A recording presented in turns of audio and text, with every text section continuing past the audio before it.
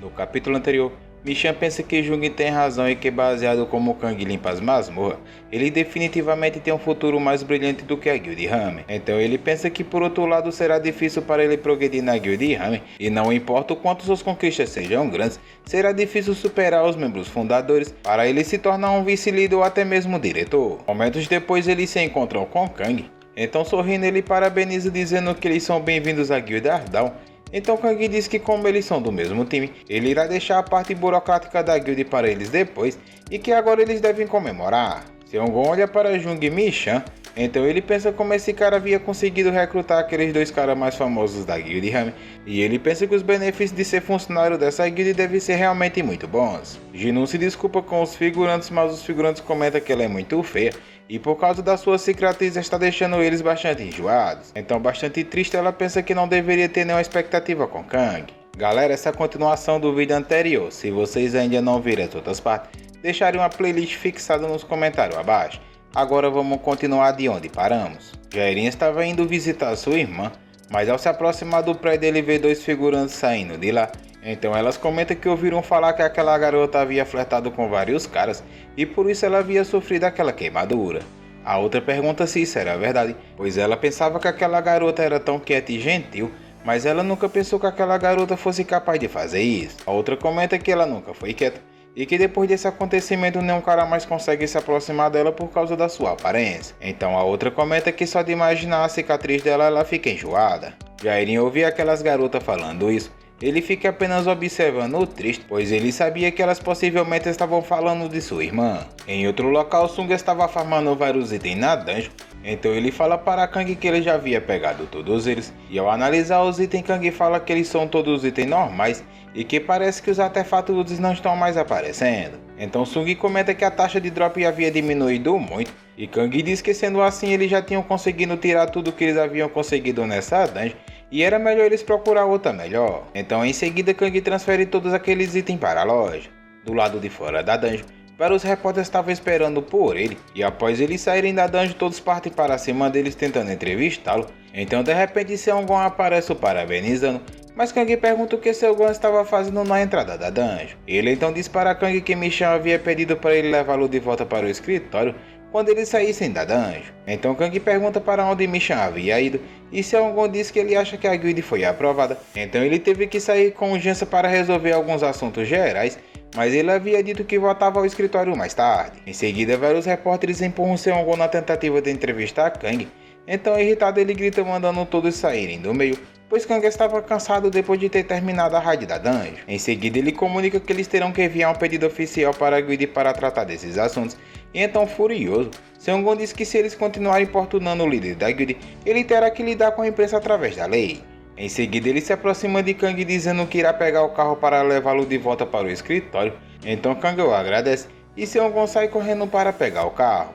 Ao vê-lo saindo, Kang se pergunta se Seongon havia congelado quando ele havia batido nele, pois ele nunca imaginava que ele era tão agressivo assim desde o início. Em seguida Sung pergunta a Kang onde ele havia conhecido Seongon, então Kang responde que ele é apenas um cara que ele havia comprado um celular.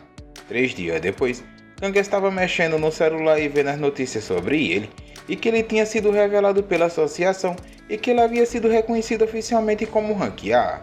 E que eles estavam até mesmo fazendo uma comparação entre ele e Kim Kwan-chol para saberem quem era o despertador mais forte da Coreia. Então Kang pensa que esse Kim Kwan-chol parece ser bastante forte, e em seguida Sung se aproxima perguntando o que Kang estava comendo, e Kang fala que são apenas umas coisinhas e que elas são pedras de fortalecimento que aumentam os atributos. Em seguida ele pergunta se Sung não queria um pouco, mas Sung toma um susto, então ele comenta que cagar essa moléstia será difícil. Além do mais, cada pedra de fortalecimento custa pelo menos 1 bilhão de wons. Mas decidido a arriscar, Sung decide comer um pouco. Então Kang entrega para ele algumas pedras e diz que isso aumentará o vigor e a força dele. Então Sung agradece a Kang, mas Kang diz que não foi nada. E ele comenta que Sung irá precisar ficar mais forte para carregar as coisas. E ele também precisará ficar mais veloz para reunir os itens mais rápido. Animado, Sung comenta que a melhor coisa que aconteceu em sua vida foi conhecer Kang. Então de repente Jairin entra na sala deles e ele se pergunta o que foi que aconteceu porque ele veio até eles. Então Jairin diz que ele tem uma coisa que gostaria de falar com Kang. Então ele pergunta se ele tinha algum minuto. Minutos depois Sung se aproxima de Kang perguntando se Jairin já tinha ido embora.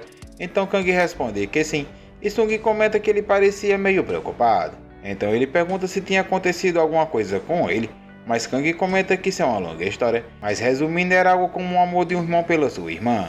Sung fica sem entender e pergunta como assim, mas Kang diz que ele irá precisar sair e pede para ele tomar conta do escritório, e Sung diz que estava tudo bem, então ele pergunta para onde Kang estava indo. Então ele diz que irá se encontrar com Jin-Woo e pede para ele não esperá-lo e que ele pode ir embora mais cedo. Seung-won estava do lado de fora aguando as plantas, pois ele era o encarregado de regar as plantas. Então ele ouve a conversa de Kang e ele comenta que é sua chance de ajudá-lo para que ele possa ser promovido, e rapidamente ele entra na sala deixando Kang e Sung sem entender. Então Seung-won diz para Kang que contratá-lo foi uma ótima decisão, é incrível. Então Kang sem entender pergunta por que ele estava agindo assim do nada. Seung-won diz para Kang para não se preocupar e deixar tudo com ele, pois ele era um especialista do assunto do amor. Em seguida ele leva Kang para uma loja de roupa diferente, e Sung se pergunta que lugar era esse, pois não era a Coreia que ele conhecia, pois ele nunca havia imaginado que nesse prédio teria uma loja como essa. Momentos depois eles avistam Kang saindo do provador, então Seung-won comenta que agora ele estava bonitão para encontrar sua I Love You. Então Sung pergunta o que isso significava. Seung-won diz que isso significa morena em francês. Então Seung-won entrega um relógio da marca Casio à prova d'água para Kang, e ele também entrega um papel com dicas que ele deveria fazer para conquistar a novinha. Então Kang guarda o papel e se dirige para a saída, e Seung-won diz que se ele seguir suas dicas, a cocotinha já será dele. Depois que Kang sai para encontrar Jin-Woo, Seung-won diz que ainda não acabou, pois ele tem muita coisa ainda para preparar, mas Sung pergunta para onde ele vai, e Seung-won sai sem dizer nada para ele. Então, sem entender, Sung pergunta por onde aquele cara foi, e nos dormitórios da campanha de eletrônicos Tenzan, Jin-Woo sai do banheiro e comenta que ela não sabe como é que ela aguentou ouvir tudo aquilo daquelas garotas, e em seguida ela pega o celular e vê várias mensagens de Kang convidando para sair. Então ela se pergunta o que tinha acontecido com ele para ter a convidado assim do nada. Preocupada, ela se pergunta se ele não estava querendo sair com ela em um encontro, mas logo ela comenta que um cara como Kang nunca chamaria alguém como ela para o encontro. De repente o telefone toca, e ao atender Kang diz que já estava na frente do dormitório dela, e ela poderia demorar o tempo que quisesse para se arrumar para descer. Então ela corre para a varanda, e ela vê Kang esperando. Momentos depois eles estavam passeando pela rua, e Jin-Woo pergunta por que Kang a havia convidado para sair, mas Kang diz que não era nada, pois ele só queria dar uma coisa para ela, e que ele também queria sair com ela em um encontro. Ela então se pergunta como assim um encontro, e ao olhar para Kang ela pergunta como alguém como ele poderia gostar dela. Em seguida ela pergunta o que é que eles irão fazer, e Kang diz que como ainda é muito cedo para ele jantar, e que era melhor eles verem um filme antes, mas ao passar por um cara ela acaba se esbarrando nele, quase derrubando seu chapéu, fazendo ela esconder o seu rosto ainda mais. Então Kang se lembra que quando eles estavam bebendo no bar, uma mulher havia visto a cicatriz dela, e que ela havia comentado que a cicatriz de Jin-Woo era muito horrível. Então Kang pensa que Jin-Woo tem muita vergonha da sua cicatriz. Então Kang pergunta por que ela se incomodava tanto que os outros pensavam dela. Então ela diz que é porque as pessoas não ficam confortáveis com o seu rosto. Em seguida Kang pega na mão dela e diz para ele ir com ele, e sem entender Jin-Woo pergunta para onde eles estavam indo. Então Kang pega uma máscara e pede para ela experimentar. E momentos depois eles estavam andando pelas ruas e os figurantes perguntam quem são aquelas duas pessoas mascaradas, e até mesmo cogito ser alguém muito famoso. Jin-Woo pergunta a Kang se eles realmente irão andar assim. Então Kang pergunta qual seria o problema. Então ele diz que se ela não gostou eles podem trocar de máscara, mas Jin-Woo diz que esse não era o problema. Então em seguida Kang manda ela se apressar, pois senão eles irão se atrasar para ver o filme. Momentos depois Kang e Jin-Woo estavam assistindo um filme romântico, e ao olhar para Kang bastante envergonhada, mas Kang parecia que estava com a fome da desgrama e estava torando suas pipocas, e 30 minutos depois após o filme terminar, eles procuram outro filme, mas Kang comenta que parece que todos os ingressos já haviam sido comprados, então ele diz que isso era estranho pois era a primeira vez que ele via todas as cadeiras ocupadas, mas de repente um cara se aproxima pedindo para eles ficarem com o ingresso dele, pois ele tinha que sair urgente. E após entregar os ingressos para Kang, aquele cara sai correndo, deixando Kang e Jin-Woo sem entender o que havia acontecido. Kang então pensa que esse cara era bastante familiar para ele, e ele desconfia que seja Seung-won disfarçado. Em outro local, Seung-won manda o atendente reembolsá-lo, então ele diz para aquela atendente que ele havia comprado todos os ingressos sem querer, mas a atendente diz que ele tinha falado que ia querer todos os ingressos, pois ele ia assistir em um grande grupo. Mas Seung-won insiste para ela reembolsá-lo e ele diz que faz apenas 10 minutos que ele havia comprado. Então a atendente se pergunta o que havia de errado com esse cliente louco. Após o outro filme terminar, Kang e Jin saem bastante animados conversando sobre o filme. Então de repente um palhaço aparece comentando que eles pareciam um belo casal, chamando eles de Bela e a Fera. Então o palhaço os convida para rodar a roleta da sorte antes de irem embora. E ele diz para eles que não será cobrado nada, pois será um presente para eles dois. Ele informa que a roleta tem 90% de chance de ganhar. Então Kang pergunta a Jin se eles deveriam tentar. E ela diz que ela não tem muita sorte com essas coisas. Então após ela rodar a roleta, a azarada acerta justamente no perdeu, deixando até mesmo o palhaço assustado se perguntando como ela havia acertado justamente na única opção de perder. Rapidamente ele sugere que a fera deveria tentar e que seria ótimo ele conseguir dar um presente para sua namorada. Mas após ele rodar a roleta, o chupingole de Kang faz a proeza de acertar também, não perdeu. Mas irritado o palhaço puxa a roleta dizendo que ele ganhou o presente número 8. E Gino animada comenta que é sua primeira vez que ela consegue ganhar algo. Então o palhaço comenta que também com a sorte do Papa Figu dessa, tá explicado porque ela nunca ganhou nada. Em seguida o palhaço os parabeniza entregando a caixa para ela. E Kang irritado comenta que definitivamente esse cara era o Seung-gon. Então o Seung-gon ao ver que Kang já sabia que era ele disfarçado, ele tira o óculos e pisca o olho para Kang. Em seguida Kang chama Jino para ir. E ela comenta que estava curiosa para saber o que tinha na sacola que ela havia ganhado. Momentos depois, após Kang curtir um pouco mais com Jino, ao anoitecer eles estavam passeando pelo parque. E ela diz a ele que nem sabia quanto tempo fazia desde que ela não se preocupava com o olhar das pessoas, que ela nunca teria coragem de usar uma máscara em público sozinha, mas graças a Kang ela não sente vergonha. Então ela diz que se for um sonho, ela não queria nem acordar. Em seguida, então ela diz que mesmo assim ela não pode viver apenas um sonho. E após tirar a sua máscara, Kang diz para ela que ainda não acabou e que ele tem um presente para ela. Em seguida, vários fogos de artifício começam a explodir no céu e várias pessoas se aproximam parabenizando eles. Mas após um dos figurantes ao ver o rosto dela, ele comenta que esse cara deve realmente gostar dessa garota para estar com ela. Então Jino fica triste ao ouvir as pessoas criticando ela. Rapidamente Kang usa sua magia parede de Yoss, deixando os figurantes do lado de fora.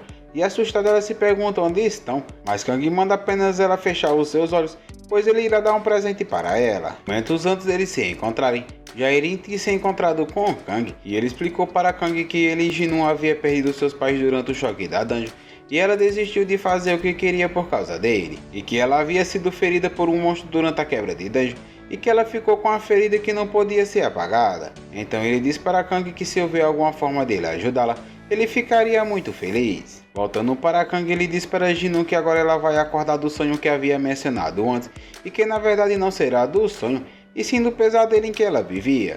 Após Kang abrir um pote, ele usa um líquido na cicatriz de Jin, fazendo surgir um forte brilho neles. Aquele pote era bálsamo da regeneração, um medicamento de alto nível que ajuda a se recuperar de feridas que foram infligidas por ataque físico e até mesmo mágico. E como possui uma alta efetividade, o usuário é capaz de se recuperar uma parte da ferida do seu corpo ou se recuperar de feridas permanentes causadas por maldição. Então após eles retornarem para casa, Kang manda uma mensagem para Jin dizendo para ela não lavar seu cabelo por um dia, pois o remédio sairá sozinho. Então ele diz para apenas ela ir dormir, e ela se pergunta o que Kang estava querendo dizer com essa mensagem, e que parece que ele estava administrando um salão de beleza ou algo assim. Então ela responde agradecendo e diz que ela tinha se divertido muito com ele. E não pensa que seria ótimo se esse remédio pudesse curar sua ferida completamente depois de ser aplicado apenas uma vez. E em seguida ela fala que tinha esquecido de ver qual era o presente que ela havia ganhado no evento da roleta.